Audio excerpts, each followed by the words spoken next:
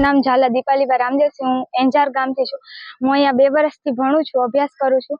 અહીંયા આ વખતે નવરાત્રીનો કાર્યક્રમ બહુ જ ખૂબ જ મોટો યોજાયેલ છે અને અહીંયા બધા જ ટ્રસ્ટીઓની બધા આવ્યા છે અને અમને ખૂબ જ મજા આવે છે નવરાત્રીમાં।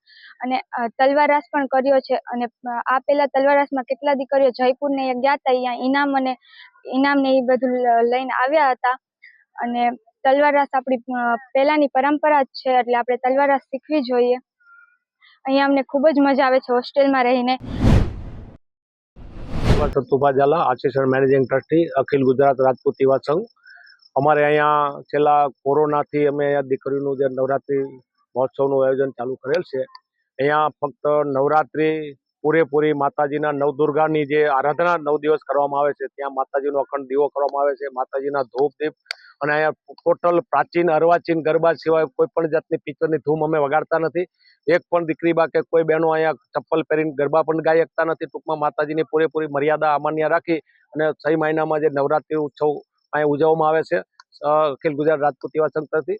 અને અમારી દીકરી બા એ સિવાયના પણ અમે અહીં પણ ગણેશ ઉત્સવ છે, નવરાત્રી સિવાયના બાકીના બધા જે આપણા ધાર્મિક તહેવારો છે એ બધા અહીંયા ઉજવવામાં આવે છે। અત્યારે અમારી જ્યાં છાત્રાલય છે એમાં બાજુમાં અમારી પણ સ્કૂલ છે, ત્યાં ધોરણ 6 થી તે 12 સુધી સેલ્ફ ફાઇનાન્સ અમારી સ્કૂલ છે, એમાં બધા સમાજના દીકરીઓને પણ એડમિશન પણ આપી છે।